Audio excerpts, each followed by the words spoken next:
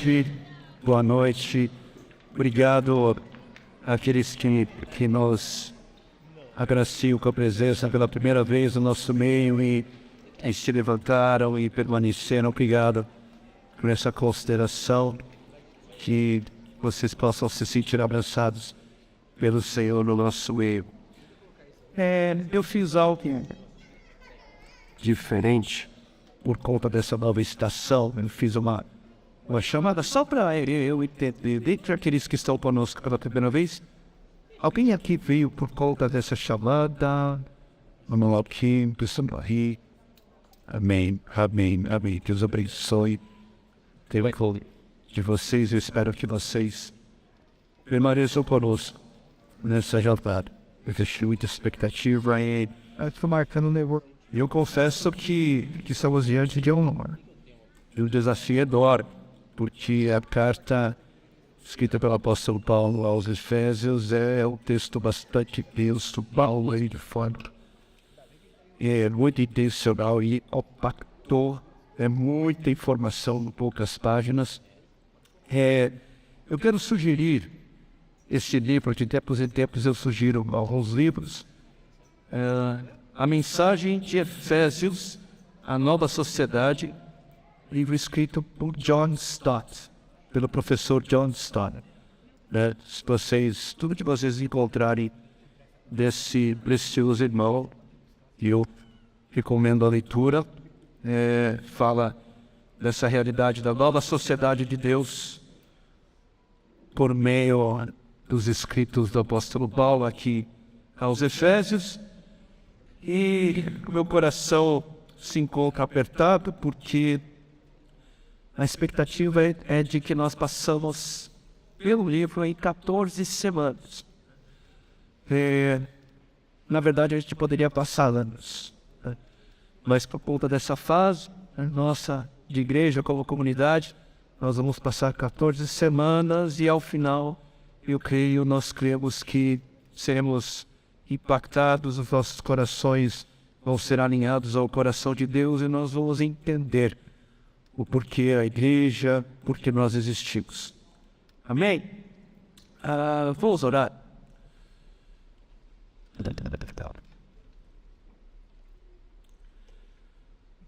Existe uma expectativa, Senhor, em nossos corações, expectativa que cremos o Senhor plantou e que o Senhor haverá de corresponder a ela. Nós colocamos diante do Senhor, da Tua voz, do Teu falar, Espírito Santo. O Senhor é aquele que nos convence, o Senhor é aquele que intervém. E como nós precisamos, Senhor, da Tua intervenção, para que sejamos capazes de compreender a altura, a largura, a profundidade das Tuas palavras que o Senhor inspirou, para que o apóstolo Paulo então pudesse escrever não somente a igreja que se encontrava em Efésios, em Éfeso, em toda aquela região, mas também a nós. E assim nós te pedimos para a glória e louvor de Cristo Jesus. Amém, amém e amém.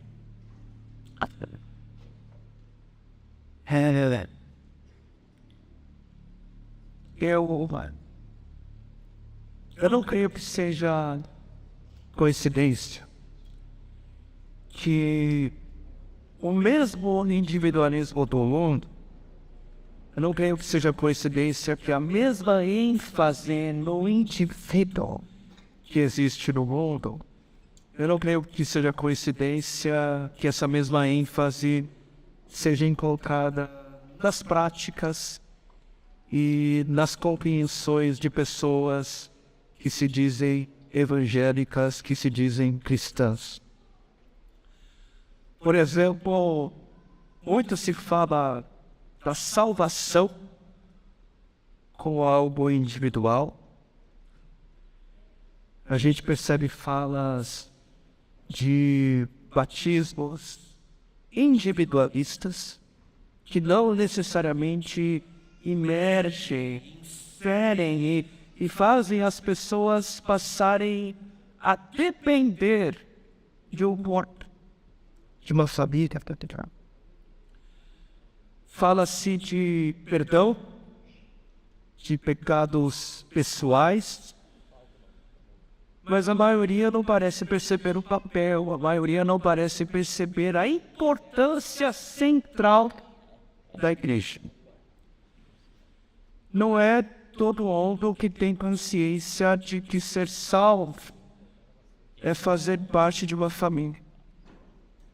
Não é todo mundo que tem consciência que ser salvo é fazer parte de uma comunidade, de uma santa comunidade. Ninguém é salvo, queridos e queridas, ninguém é salvo para uma vida individualista, independente. Mas todo aquele que é salvo para pertencer, é salvo para fazer parte de um povo, do povo de Deus, parte da igreja, que tem um propósito. Tem um propósito no Senhor. E o professor John Stott, nesse livro que eu acabei de recomendar, ele começa dizendo que ninguém chega à conclusão, depois de uma leitura cuidadosa de Efésios, ninguém chega à conclusão que o Evangelho é algo privatizado, que diz respeito a uma pessoa somente. Porque Efésios fala de um Evangelho corporativo, de um Evangelho da igreja. A carta aos Efésios traz a revelação do propósito de Deus em Cristo Jesus de criar um povo santo, separado, uma nova sociedade. E para a glória de Deus, então repetindo, para a glória de Deus e para a evangelização do mundo, nada é mais importante do que a igreja se perceber e ser vista como a nova sociedade de Deus do mundo. A gente precisa perceber que a gente é e que a gente precisa ser visto como a nova sociedade de Deus no mundo. Efésios vai nos dar essa visão e por isso nós vamos mergulhar nessas próximas semanas na carta aos Efésios. Eu quero já convidar a todos a estarem acessando o texto de Efésios, a partir do capítulo 1.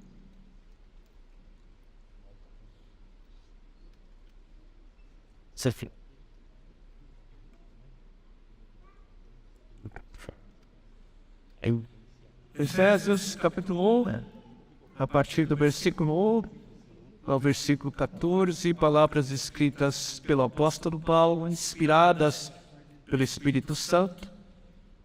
Paulo, apóstolo de Cristo Jesus, pela vontade de Deus, aos santos que vivem em Éfeso e são fiéis em Cristo Jesus. Que a graça e a paz de Deus, nosso Pai, e do Senhor Jesus Cristo esteja com vocês. Bendito seja o Deus e Pai de nosso Senhor Jesus Cristo, que nos abençoou com todas as bênçãos espirituais nas regiões celestiais em Cristo. Antes da fundação do mundo, Deus nos escolheu nele para sermos santos e irrepreensíveis diante dele. Em amor nos predestinou para ele, para sermos adotados como seus filhos por meio de Jesus Cristo, segundo o propósito da sua vontade, para o louvor da glória de sua graça, que ele nos concedeu gratuitamente no amado. Nele temos a redenção pelo seu sangue, a remissão dos pecados segundo a riqueza da sua graça, que Deus derramou abundantemente sobre nós em toda a sabedoria e entendimento. Ele nos revelou o mistério da sua vontade, segundo o seu propósito, que ele apresentou em Cristo, de fazer convergir nele na dispensação da plenitude dos tempos, ou seja, nos tempos que ele escolheu todas as coisas, tanto as do céu como as da terra.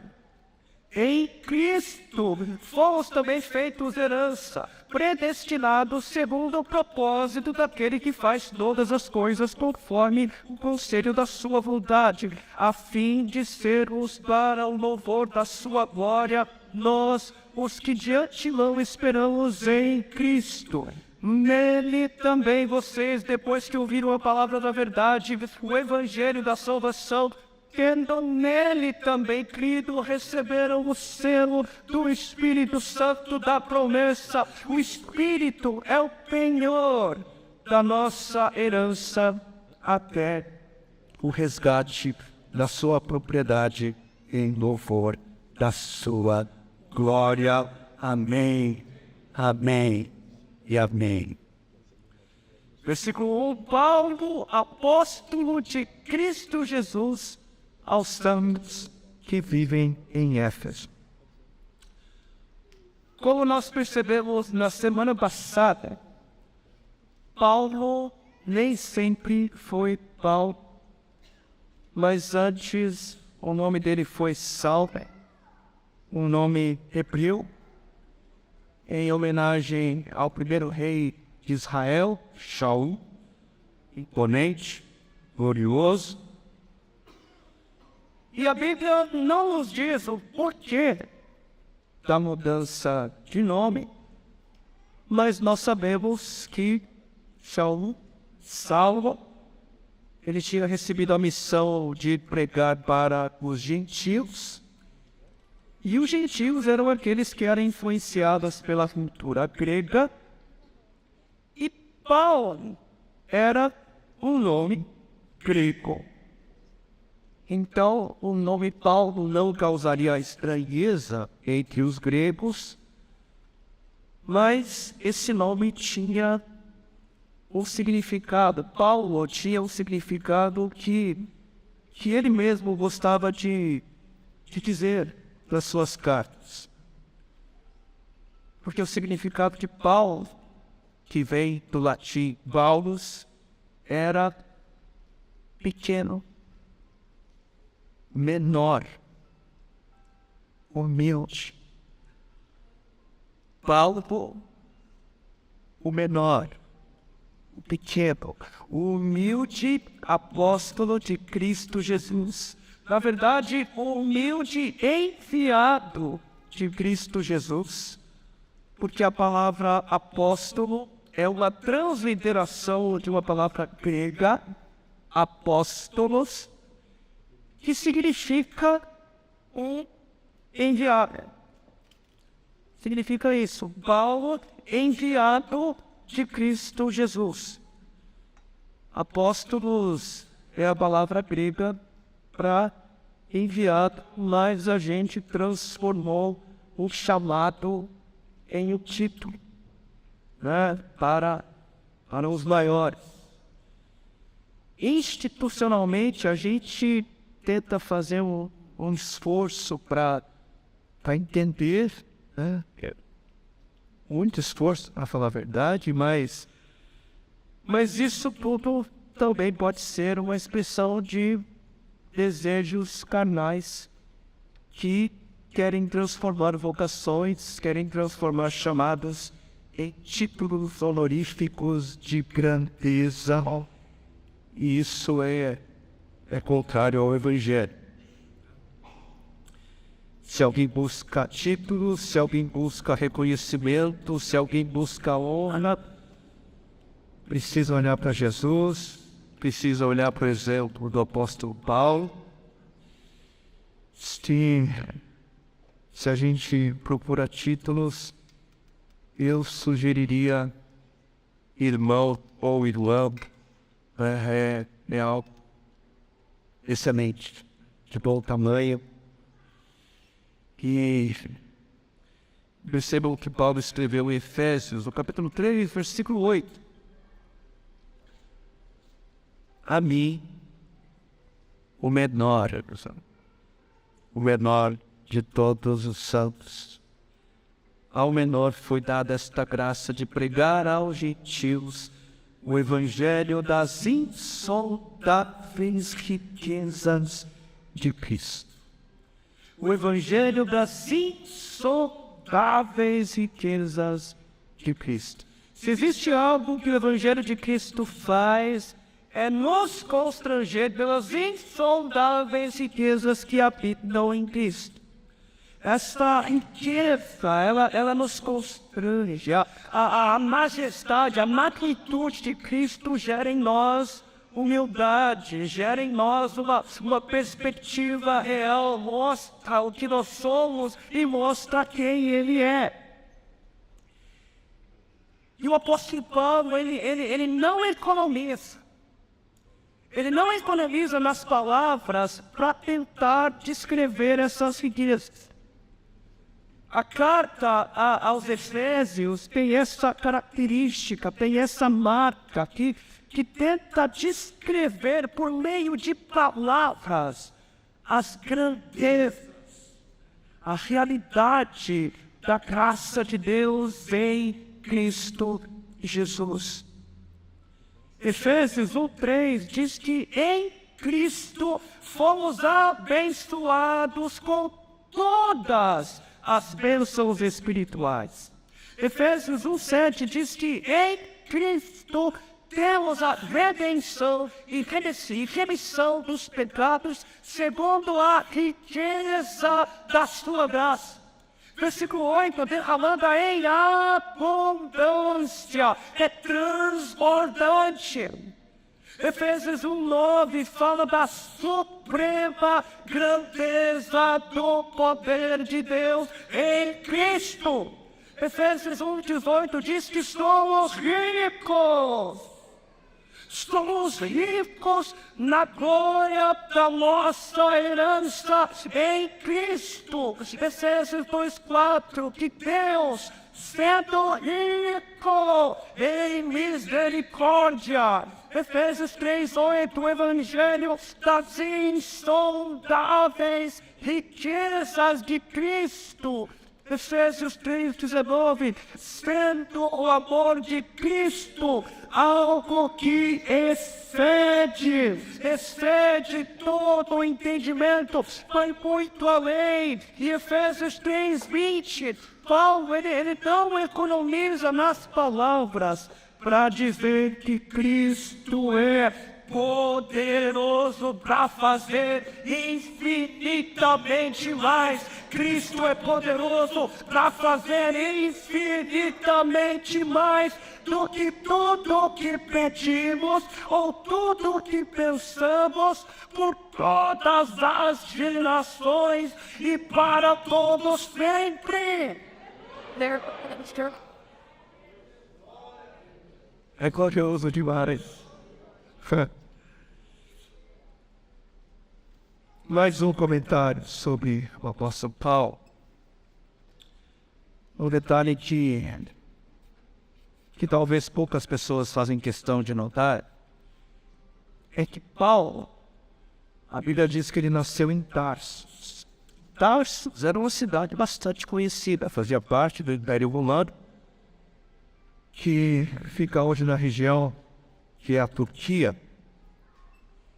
E a cidade de Tarsus era uma cidade universitária. Era uma cidade onde ali havia um centro de conhecimento. E grandes figuras passaram pela cidade, por exemplo, o matemático Pitágoras. Acho que todo mundo aqui ouviu falar de Pitágoras, ele é um exemplo de quem passou por Tarsus. E Paulo, ele cresceu nesse ambiente. Nesse ambiente. E depois de um tempo, a sua família deve ter se mudado para Jerusalém. E no livro de Atos, no capítulo 5, nós vamos ficar sabendo que Paulo, ele estuda com Gamaliel. E Gamaliel, ele foi um rabino muito importante, um mestre fariseu do primeiro século. E foi alguém que marcou, ele deixou uma marca na história do judaísmo. E Gamaliel, ele foi neto de um dos maiores pensadores e professores do judaísmo. o rabino Hillel, e ele serviu como membro do Sinédrio, que era o conselho de liderança e autoridade religiosa da época.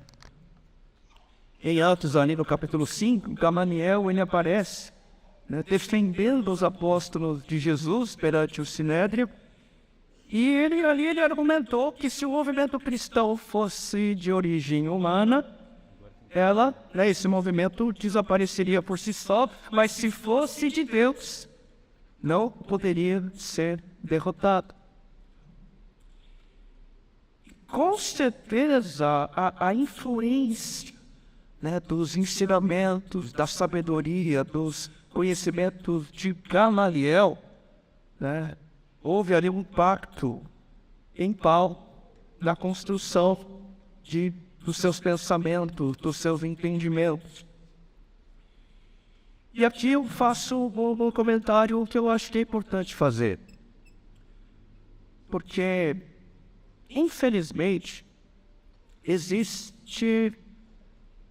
uma liderança que justifica a sua falta de preparo, de esmero, de estudo, na frase que o próprio apóstolo Paulo escreveu, que muita gente conhece, que diz que a letra mata. Eu sei que muita gente ouviu isso de algumas figuras de liderança. E o próprio uso dessa frase de Paulo para justificar a falta de estudo já denuncia a desqualificação da pessoa para o ministério, ou denuncia a necessidade de continuar crescendo no conhecimento. Porque a letra mata, esse dizer está no contexto de 2 Coríntios, capítulo 3, versículo 6, onde o próprio apóstolo, o apóstolo Paulo, ele está ali se referindo à lei mosaica e da incapacidade da letra dessa lei de trazer vida e salvação. Ao contrário da vida que o Espírito Santo é capaz de trazer por meio de Cristo Jesus. Esse é o argumento. A letra não diz respeito ao estudo. E, na verdade, aquele que não tem capacidade para manejar, ou aquela que não tem capacidade para manejar bem as Escrituras, deve se esforçar para isso. Nós somos chamados para amar ao Senhor com todo o nosso coração, força, alma e entendimento. Toda a nossa capacidade de pensar, de entender. A Bíblia diz que a fé vem pelo ouvir, o que significa dizer que a fé vem pelo entendimento.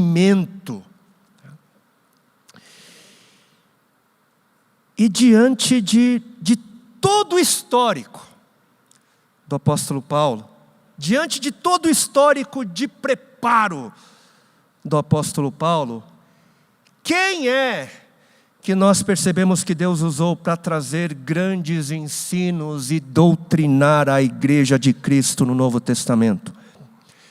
Quem foi e é considerado o maior intérprete da mente de Cristo de todos os tempos? Os escritos de quem nos trouxeram até aqui e geraram revoluções como a Reforma Protestante? Quem foi que Deus usou?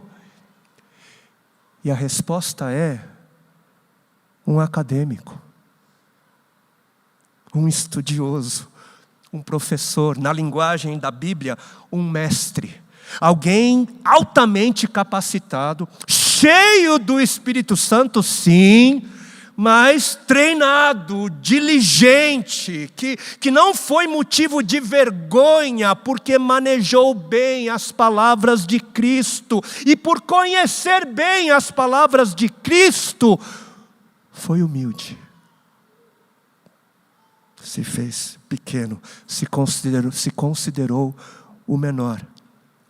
E esse que se considerava o menor, foi o maior de todos.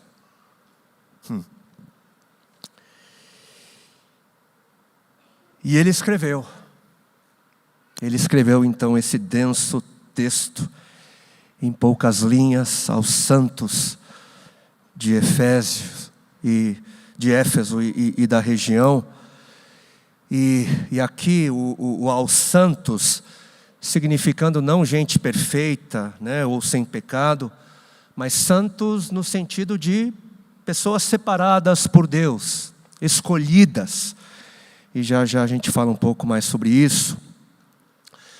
Mas quanto à cidade de Éfeso, rapidamente, ela era uma grande cidade portuária, né? Havia um comércio, né? Era um centro comercial bastante importante, era uma das cidades mais importantes do Império, na top 5, né? E foi conhecida como a primeira grande cidade da Ásia, que ficava numa famosa rota comercial que conectava o leste do oeste. E ali então tinha gente de todas as partes do mundo, com diferentes formas de pensar, né, diferentes formas de adorar. Na época do apóstolo Paulo, tinha cerca de 250 mil habitantes. E a presença de Paulo em Éfeso, o tempo que ele gasta lá, mostra como, desde o começo da história da igreja, o evangelho, primeiro, ele foi plantado no ambiente urbano. Foi plantado no contexto das cidades. E no versículo 3, Paulo então, ele faz essa declaração bombástica que resume, né? Resume todo o evangelho. E então, na sequência, nos versículos 4 ao 14, ele vem e desenvolve, ele mostra mais elementos que colaboram na compreensão do que está escrito no versículo 3. Então, o versículo 3, mais uma vez: bendito seja o Deus e Pai de nosso Senhor Jesus Cristo, que nos abençoou com todas as bênçãos espirituais nas regiões celestiais em Cristo. É uma declaração onde a gente poderia passar meses, se não anos, se não toda a eternidade refletindo. Aqui a gente encontra, como eu disse, a expressão, né, do Evangelho, e aqui toda a Trindade é presente. Toda a Trindade está envolvida. O apóstolo Paulo, ele cria na Trindade, e isso é bem claro nos seus escritos. E a Trindade, ela é presente aqui, nessa declaração do Evangelho, aqui no versículo 3. Eu não vou entrar em detalhes hoje, mas para Paulo, quando o assunto é espiritual ou coisas espirituais, né, como descrito aqui, bênçãos espirituais, né, para Paulo isso sempre envolve a pessoa do Espírito Santo.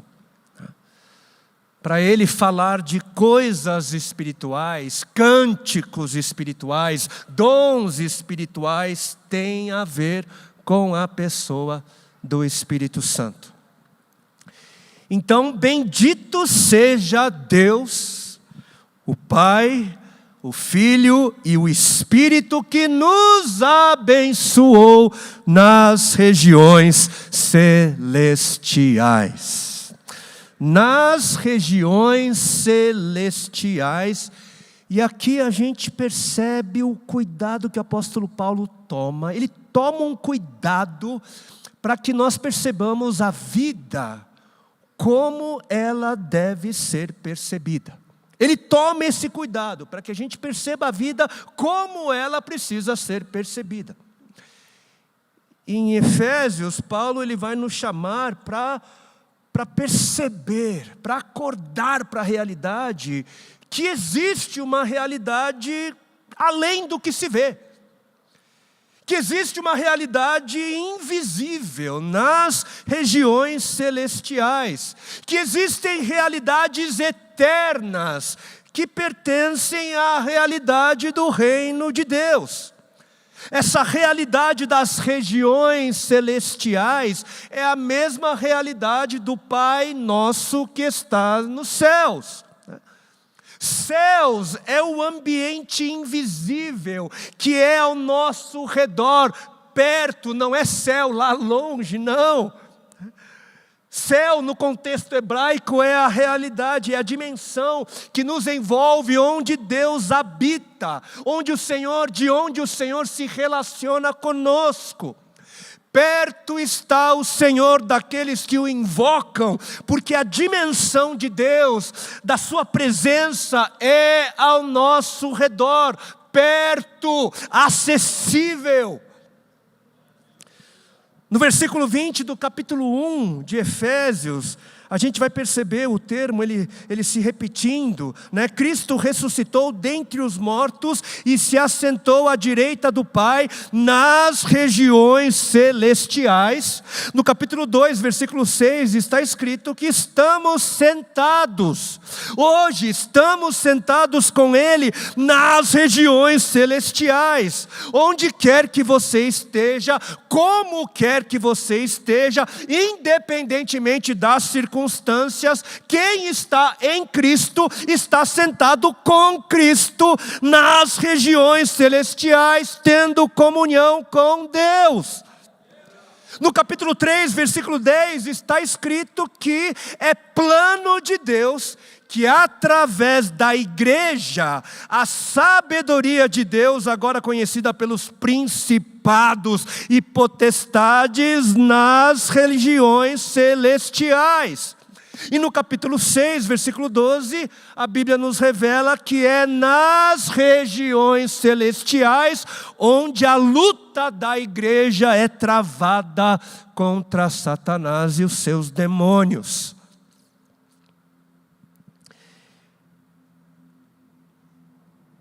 Perceber a vida como ela precisa ser percebida.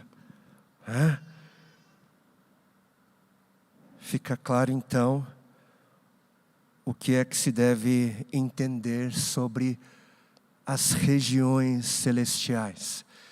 É essa realidade invisível ao nosso redor, que acontece ao nosso redor, onde a gente se move, onde ali nós existimos, porque nós fazemos parte dessa realidade em Cristo Jesus. E vejam só, queridos, enquanto Paulo é inspirado para escrever essas palavras, onde é que ele estava? Ele estava em Roma, né? Mas em qual circunstância? Ele estava preso por causa do Evangelho. Ele era prisioneiro de Cristo, como ele escreve em Efésios capítulo 3, versículo 1, todo mundo sabia. Mas mesmo preso, mesmo privado da suposta liberdade dos homens, ele não se via prisioneiro de Roma, mas de Cristo. Mesmo preso, ele era mais consciente que estava em Cristo, experimentando das bênçãos de Deus nas regiões celestiais, em Cristo. Ele era mais consciente de que, embora preso em Roma, ele já estava sentado com Cristo nas regiões celestiais, nessa realidade invisível, mais real à nossa volta.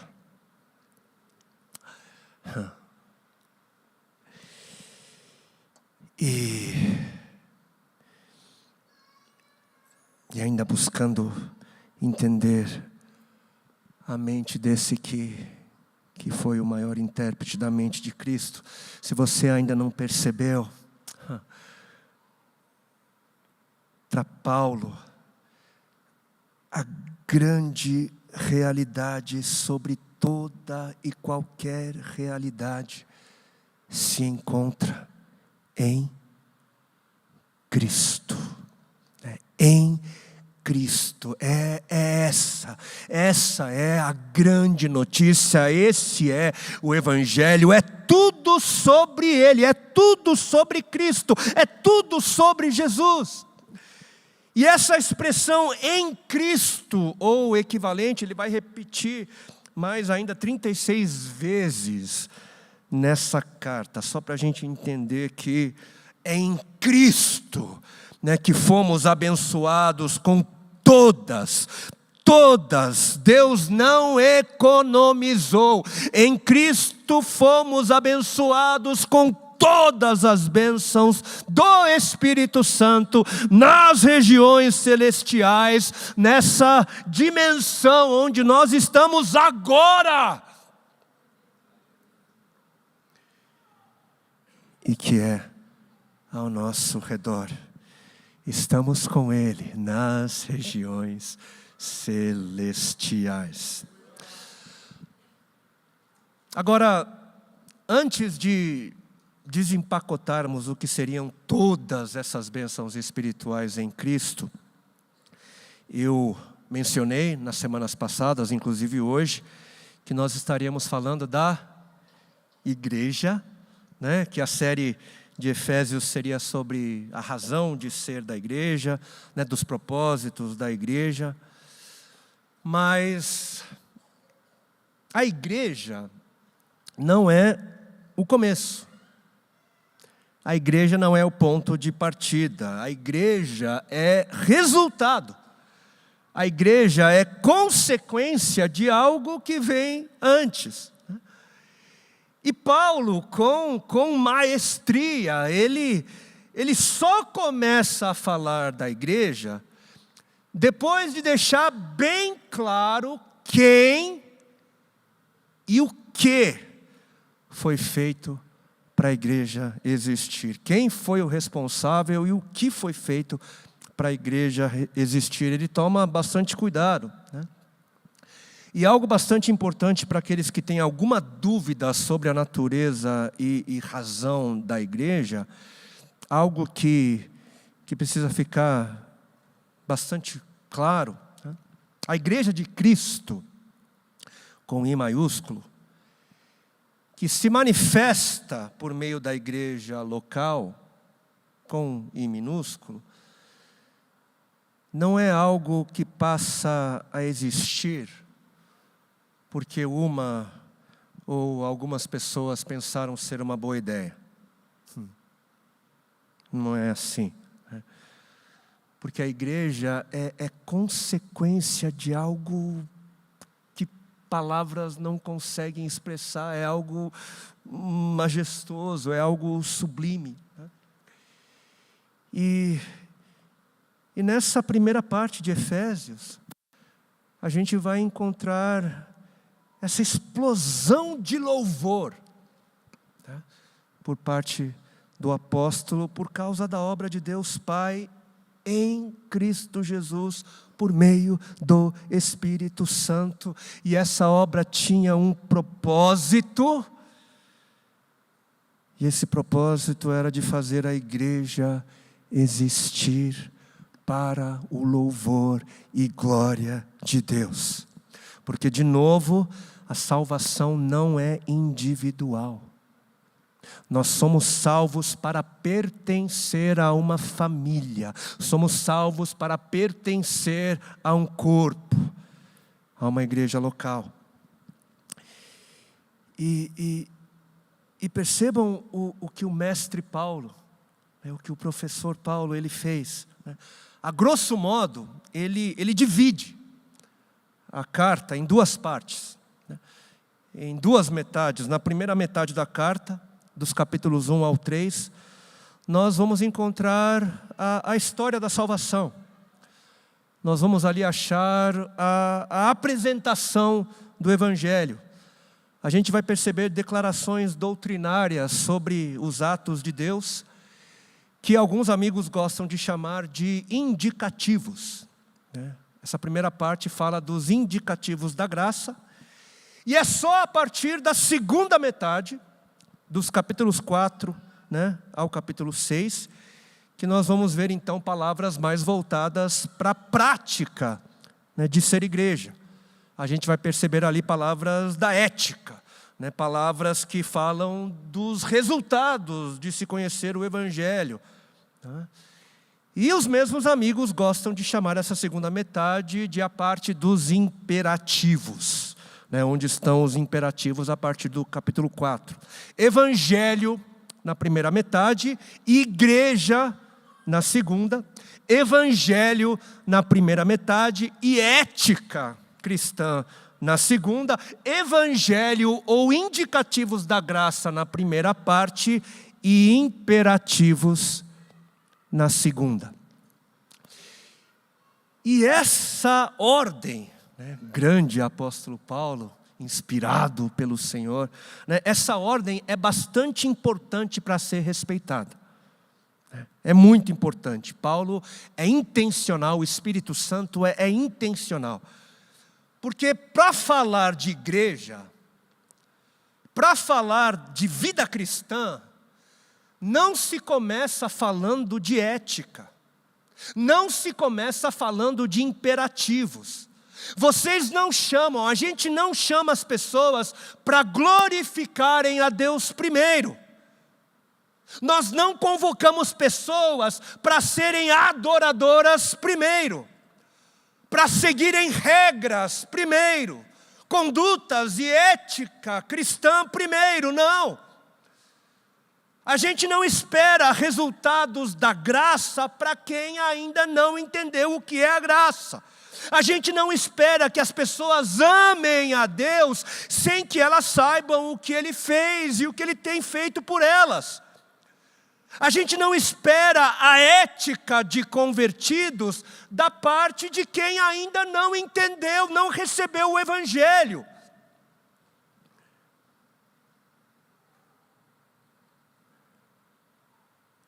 A gente deveria esperar que as pessoas sigam sendo quem elas são, até que elas experimentem o Evangelho do amor e da graça de Deus em Cristo Jesus.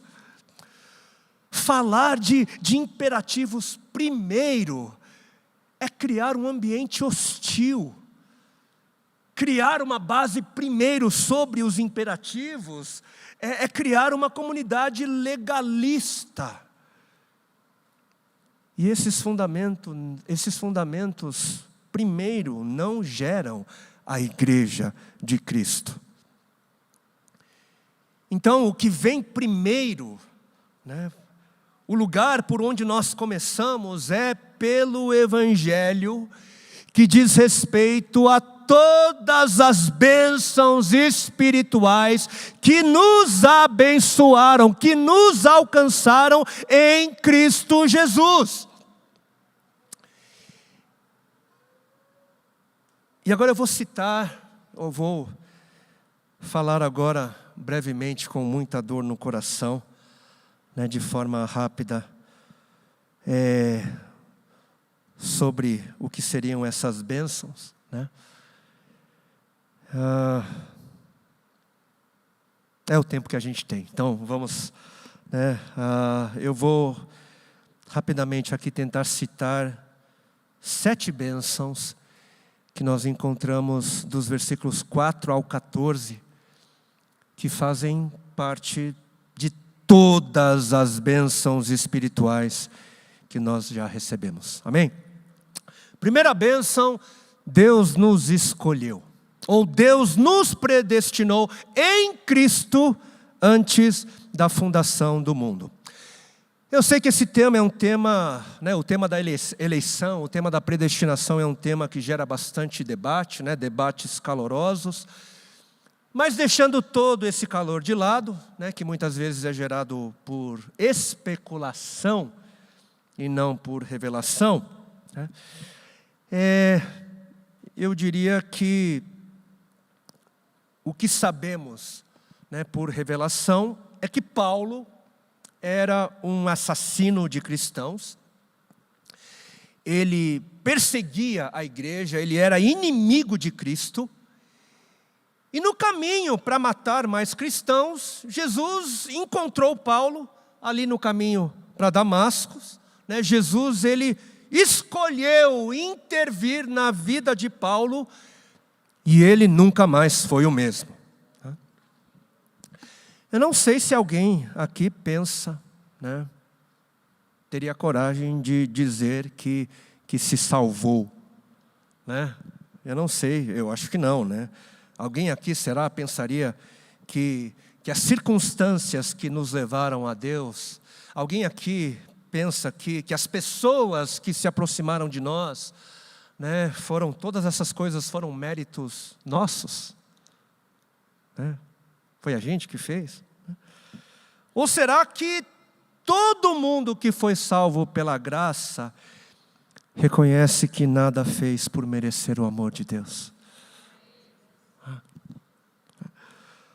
Paulo, então, ele começa introduzindo o Evangelho como algo que não começa em nós, como algo que não depende de nós, mas que começa em Deus e depende inteiramente da graça e da vontade de Deus. Escolhidos, eleitos antes da fundação do mundo, antes da criação de todo o universo, todo o projeto de Deus, todo o desejo de Deus traçado, planejado na encarnação, na morte, na ressurreição. Antes da fundação do mundo, Deus já havia decidido que iria formar para si um povo, Ele havia decidido que iria formar para si uma família, uma igreja, e você faria parte dela. Muita especulação gera muita confusão, mas, gente, vamos se manter naquilo que a Bíblia diz.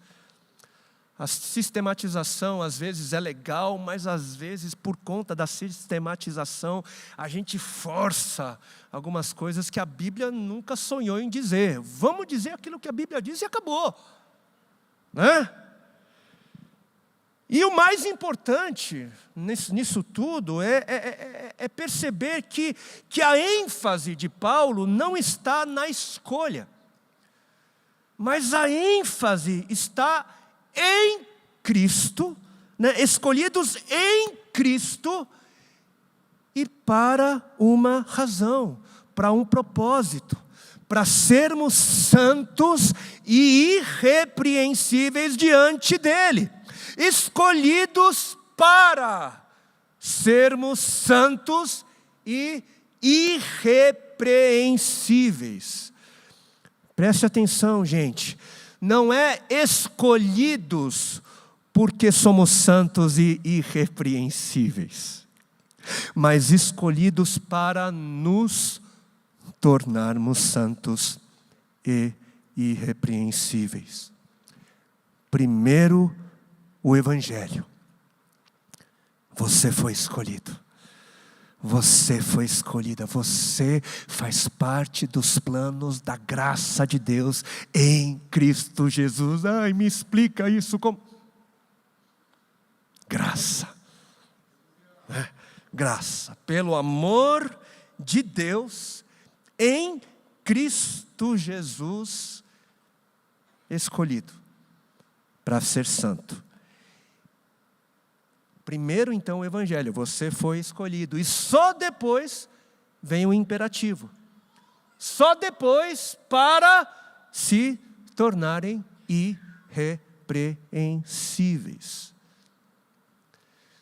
Nos predestinou por meio de Cristo Jesus, segundo o propósito da sua vontade, para o louvor da glória da sua graça, concedida gratuitamente em Cristo.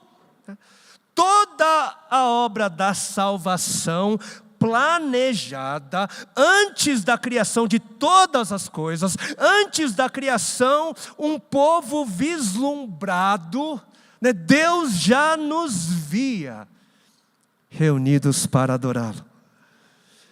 Deus já nos via crescendo na compreensão de quem Ele é. Deus já nos via sendo transformados segundo a imagem do Seu Filho, pela santificação do Espírito Santo, por meio da Sua palavra. Ele viu essa igreja. Ele viu esse povo. Ele viu as nossas relações, Ele viu amor, Ele viu serviço, Ele viu graça. Ele nos escolheu.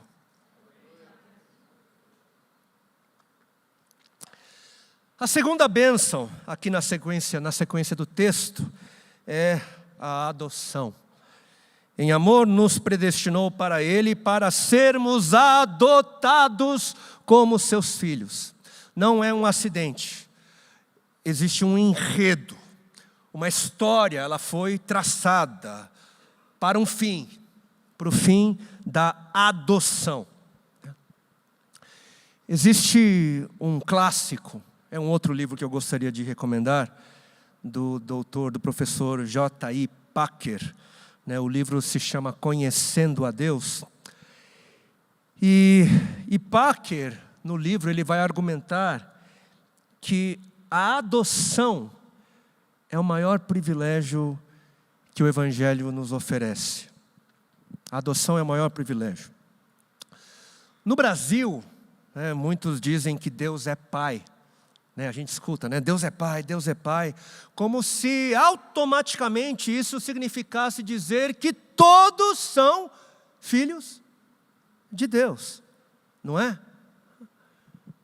Mas a verdade é que, por exemplo, a oração do Pai Nosso, e não a oração do Pai Meu, diga-se de passagem, a oração do Pai Nosso é a oração da igreja.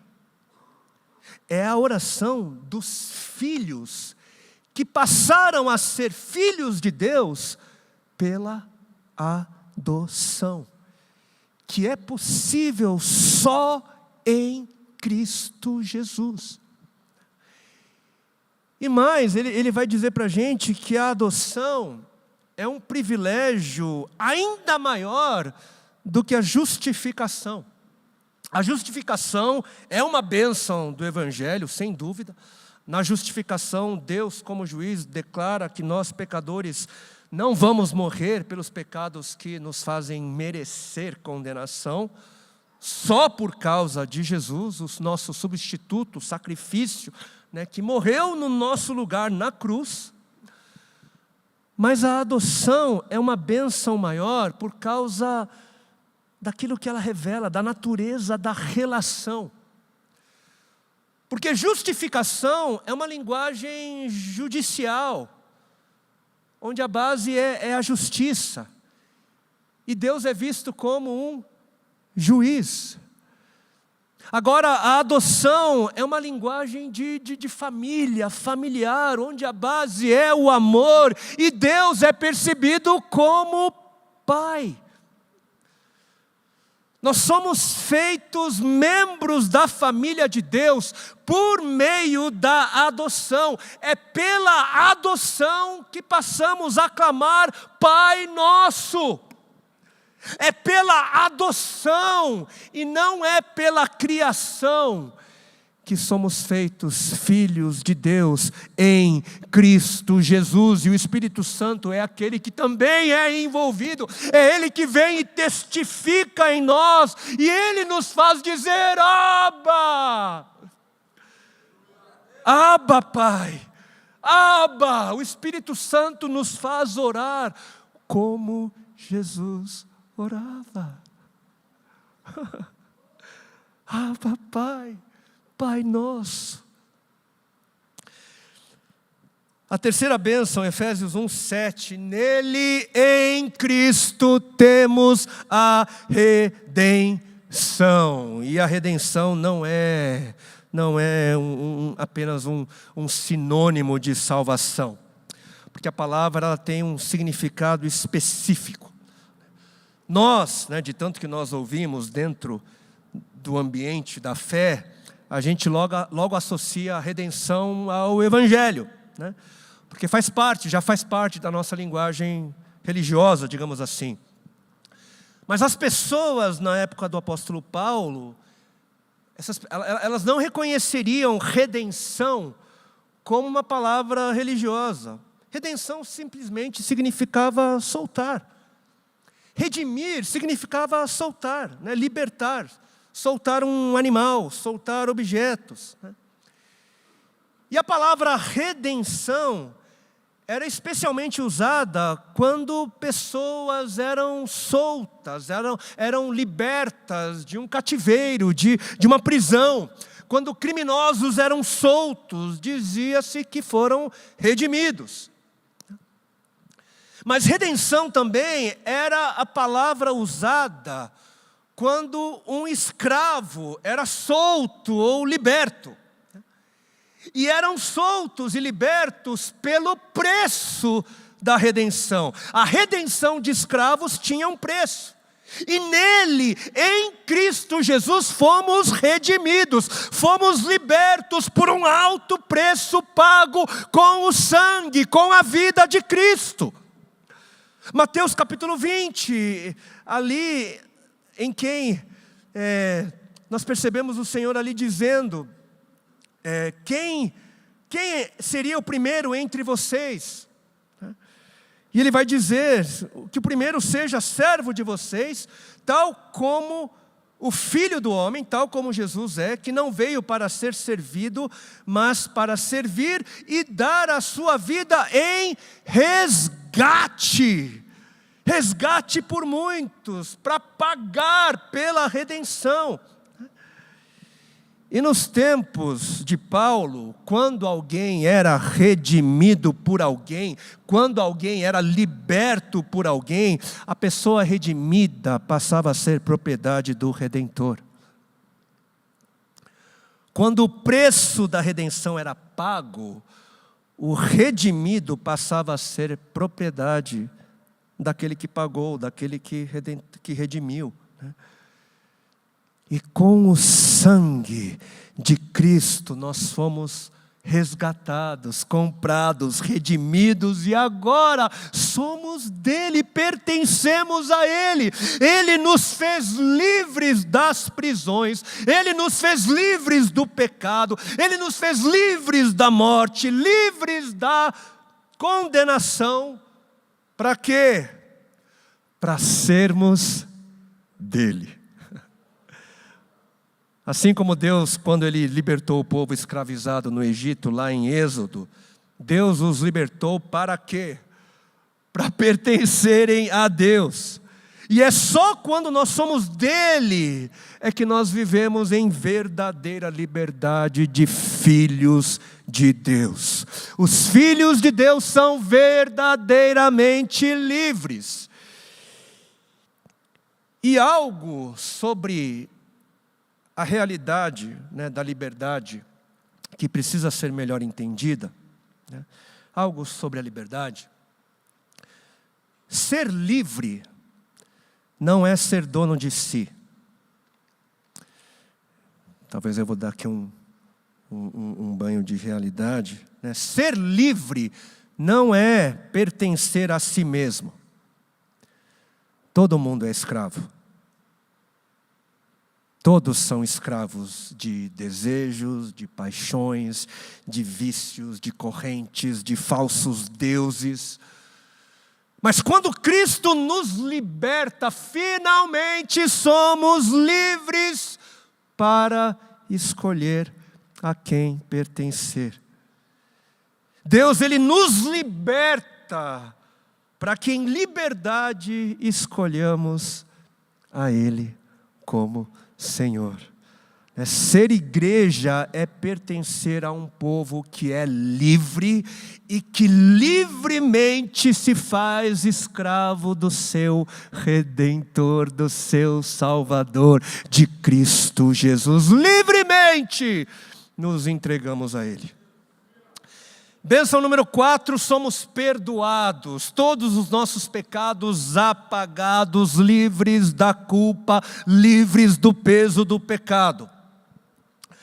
Agora, ser perdoado é ter acesso a uma relação restaurada. Qualquer pessoa poderia nos libertar, nos redimir. Mas após nos libertar, poderiam não querer nada conosco. Mas Deus nos perdoou em Cristo Jesus. E em Cristo Deus nos perdoou para restabelecer, salvar a relação conosco, com o seu povo. Versículo 7, temos a remissão dos nossos pecados. A igreja é o povo que é perdoado para ter a relação restaurada com Deus, e esse mesmo perdão recebido é o perdão que garante a manutenção, sustenta as relações enquanto vivemos como família, como igreja. Ser igreja é experimentar esse perdão de Deus e fazer transbordar o mesmo perdão para todas as nossas relações ao nosso redor. E queridos, o perdão é para aqueles que estão perto de nós. O perdão é para salvar, é para garantir as relações. O que foi que o Senhor nos disse quanto ao perdão? Que nós devemos perdoar 70 vezes, 7 vezes. E quem é que pode? Quem é que teria acesso a nós para errar tanto assim contra nós, para pecar tanto assim contra nós? Senão aqueles com quem nós dividimos a vida, senão com aqueles, senão aqueles que estão perto de nós. Nós fomos perdoados, hoje mesmo inclusive, tivemos acesso ao perdão de Deus, amanhã também teremos acesso, e é o perdão de Deus que nos faz sair do nosso esconderijo da culpa, da vergonha, do medo. E tudo isso por causa de Cristo Jesus, para sustentar e salvar as relações. Bênção número 5, revelação. Versículo 9, Deus nos revelou o mistério da sua vontade. Deus nos deu a bênção da revelação dos seus planos para o mundo, para nós, para a igreja. Se hoje nós conhecemos, se hoje nós sabemos, não foi porque nós somos inteligentes e capazes de juntar as peças e a dedução nos levou, não foi a especulação que nos levaram a conhecer e saber. Para conhecer o que conhecemos e saber o que sabemos, foi necessário revelação. Foi necessário uma ação graciosa da parte de Deus, para que fôssemos incluídos no conhecimento e na sabedoria que Ele tem. Se não houvesse revelação, não haveria salvação. Se não houvesse revelação, não teríamos acesso, não teríamos conhecido o amor e a graça de Deus. Nós nunca poderíamos ter deduzido o plano do amor de Deus. Isso precisou ser revelado, isso precisa ser revelado. E o grande mistério, a grande revelação do amor e da graça de Deus é Cristo Jesus, é Jesus. Cristo é a grande revelação, Cristo é a grande sabedoria, o grande mistério, o resumo de todas as bênçãos espirituais nas regiões celestiais é Cristo. Eis a revelação, em Cristo convergem todas as coisas nos céus e na terra, todo o universo, toda a vida agora em Cristo, reconciliada, salva, possível, porque Jesus morreu e ressuscitou, porque o plano de Deus foi plenamente realizado em Cristo. Por causa disso, todas as coisas serão plenamente restauradas. E a igreja é o agente de proclamação dos mistérios de Deus. A igreja é quem carrega a revelação dos planos e dos atos de Deus, sendo bênção para o mundo. Vocês estão bem, queridos? A sexta bênção, a bênção de número 6, versículo 11, herança. Em Cristo feitos herança, em Cristo escolhidos, em Cristo adotados, em Cristo redimidos, em Cristo perdoados, em Cristo feito conhecedores e agora em Cristo participantes de uma herança, co-herdeiros de uma herança. Em Cristo somos feitos filhos de Deus e agora herdeiros de tudo o que foi conquistado pelo sangue derramado da cruz. Naquela cruz, herdeiros de toda a restauração por meio da vitória da ressurreição de Cristo.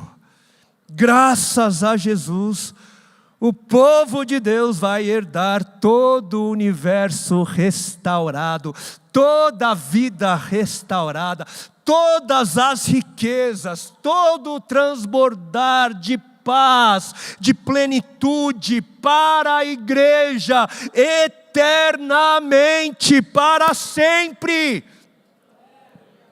É isso que nos aguarda. Toda a continuidade das nossas relações, dessa existência comunitária. Essa é a esperança da igreja. A nossa esperança, o glorioso futuro que nos aguarda. Uma existência comunitária eterna, onde Jesus é e sempre será o centro e a fonte de tudo.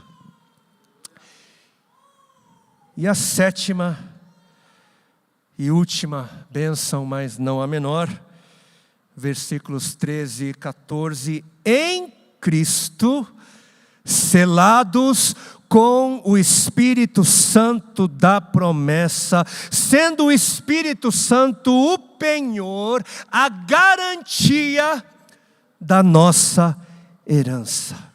Bendito seja o Deus e Pai do nosso Senhor Jesus Cristo, que nos abençoou com todas as bênçãos espirituais nas regiões celestiais, onde nós agora nos encontramos em Cristo, por meio do Espírito Santo em nós, a garantia da nossa herança. Gente, quando nós cremos, quando nós passamos a acreditar na revelação de Cristo, a Bíblia diz, Efésios diz que nós somos selados, nós somos marcados pelo Espírito Santo. E esse selo diz algo, diz algumas coisas. O selo diz respeito à autenticidade. Somos filhos verdadeiramente em Cristo Jesus, filhos de Deus. E o selo, ele fala de propriedade. Somos dele, pertencemos a ele. E mais, esse selo diz respeito a algo sublime, né? Extraordinário, né? Esse selo diz respeito a presença de Deus em meio à sua igreja. A Bíblia diz: vocês são o templo do Espírito Santo. 1 Coríntios capítulo 6. E percebam a pluralidade no vocês. Vocês são o templo. A Bíblia não diz você. Singularmente é o templo. Você não é o lugar da presença do Espírito. Deus veio resgatar um povo. Romanos capítulo 1. E é no povo, é na família, é na igreja onde o Espírito se faz plenamente presente. Enquanto nós ainda aguardamos o cumprimento de tudo o que Cristo já realizou, Deus, Ele caminha conosco. Ele está conosco por meio do Espírito Santo. É Ele o agente em nós e através de nós. Ele é a presença de Deus em nós e através de nós. Não em mim e através em mim, na plenitude do seu ser. E isso a gente vai ver melhor na semana que vem. Porque Ele não reside na sua plenitude em um indivíduo, mas num corpo, na família de Deus. Aquele que diz amar a Deus, a quem não vê, mas não ama a seu irmão, a quem vê, é mentiroso, diz a palavra de Deus. Porque amar a Deus é também amar aqueles que carregam a imagem. É também amar aqueles que têm o selo, têm a presença de Deus. Amar é estar. Amar é encontrar. Amar é cuidar, amar é servir, acolher, abraçar, se alegrar, comer junto, orar, ensinar. Amar é ser igreja. No próximo encontro vai ficar mais claro esse papel glorioso da igreja. Mas eu preciso dizer, a gente está caminhando para o final, eu preciso dizer que a igreja faz parte do plano de Deus, em Cristo Jesus, para nos salvar e salvar o mundo. Percebam a linguagem, quando Paulo perseguia a igreja, e Jesus apareceu a ele, qual foi a pergunta que Jesus fez a Paulo?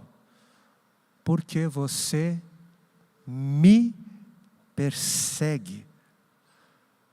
Olha só, gente, para Jesus, perseguir a igreja era perseguir a Ele mesmo. Perseguir a Jesus. O que você diz da igreja, o que você pensa da igreja, você diz e pensa de Jesus. Porque a igreja é Jesus. A igreja se manifesta nele, existe nele, é por ele, é para ele. Sim, existem igrejas que não são igrejas de Cristo Jesus. Sim, existem igrejas que infelizmente, são mais encontros de pessoas que não foram libertas da idolatria, que se encontram para alimentar o amor que elas têm por elas mesmas. Onde Satanás e seus demônios seguem seduzindo a muitos a viverem de pão, e não de toda a palavra que procede da boca de Deus. E sim também, mesmo na igreja de Cristo Jesus, é possível haver decepções. Ainda pecamos. A gente está num caminho de aprendizado. Mas um pecado não justifica o outro. O pecado de outros não justifica os nossos. O pecado de outros não pode justificar qualquer decisão de não fazer parte da família, da igreja de Cristo Jesus. Vocês me entendem, queridos?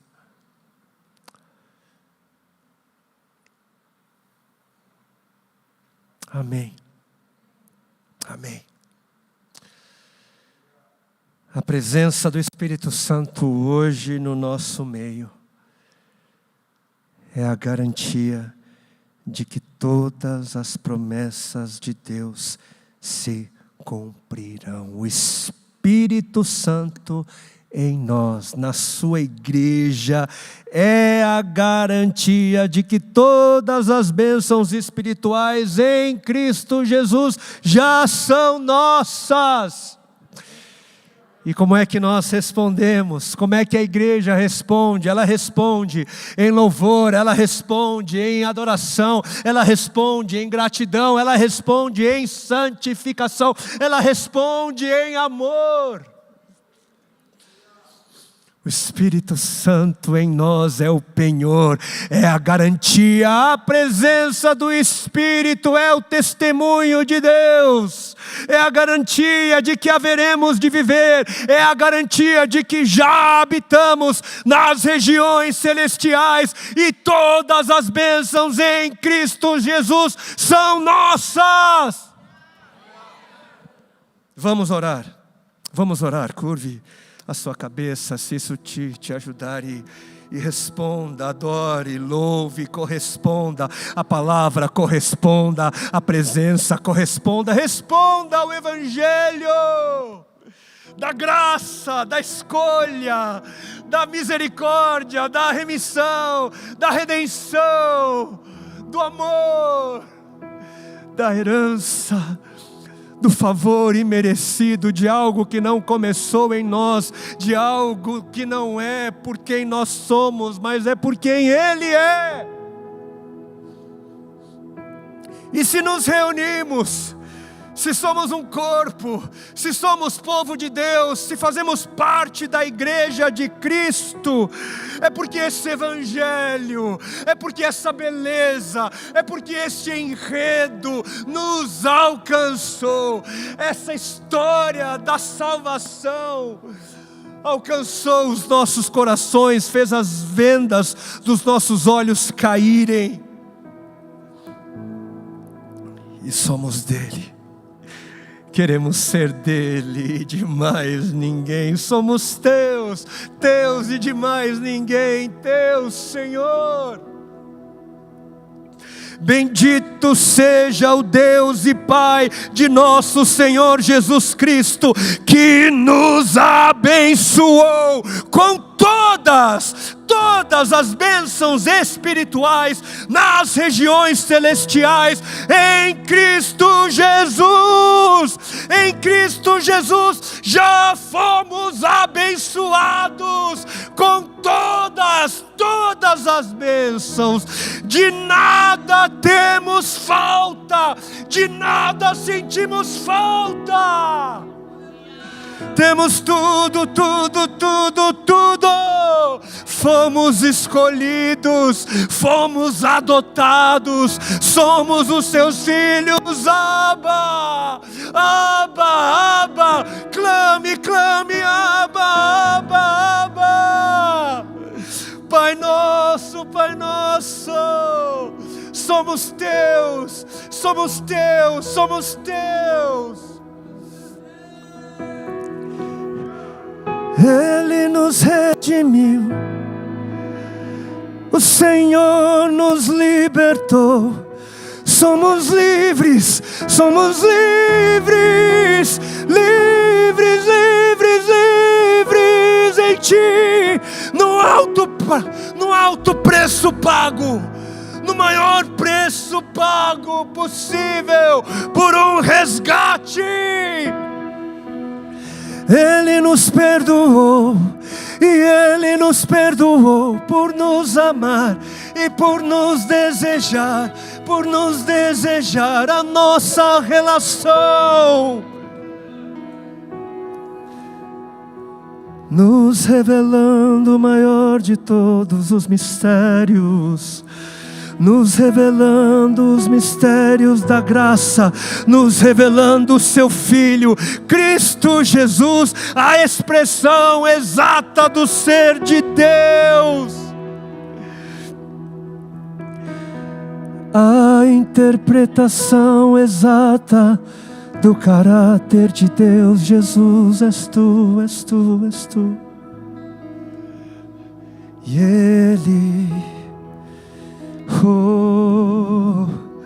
nos deixou uma linda herança, gloriosa, incorruptível, uma herança gloriosa e incorruptível, uma herança eterna, uma herança não das realidades terrenas, não de realidades passageiras, não de migalhas, mas uma herança eterna em Cristo Jesus.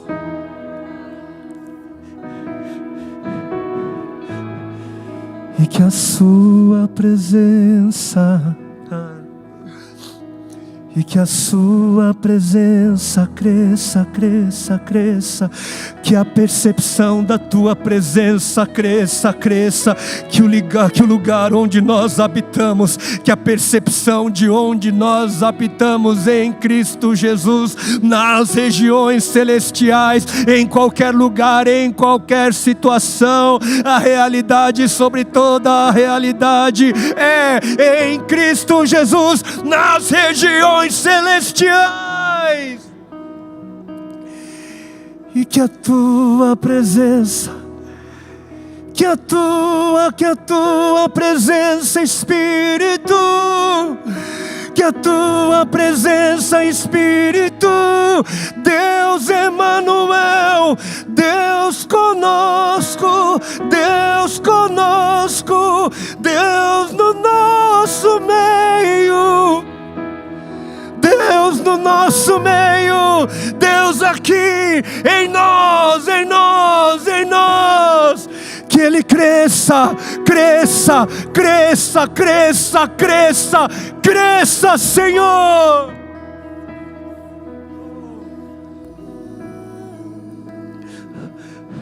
Reconhecemos a Tua presença no nosso meio. Reconhecemos o Teu agir, o Teu conduzir. Cremos, temos tudo em Cristo, e és Tu, Espírito Santo, quem nos convence. Aquele que testifica em nossos corações. Se percebemos nas regiões celestiais, você se percebe onde agora, querido? Você se percebe diante do trono de quem? Você se percebe diante da beleza, da majestade, da santidade de quem? Jesus, Jesus, Jesus, Jesus, bendizemos o Teu nome. De eternidade em eternidade, o Teu Espírito em nós, o Teu Espírito em nós nos leva a perceber onde estamos. Nos leva a perceber onde estamos, onde estamos, onde estamos. És conosco, és conosco, és conosco, és conosco.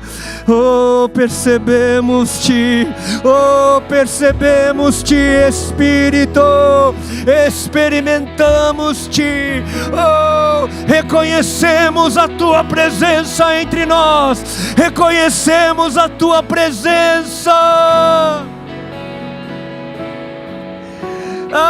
Viveremos todas as promessas, viveremos todas as promessas. A herança está garantida, a herança está garantida. O penhor está em nós. Obrigado, obrigado.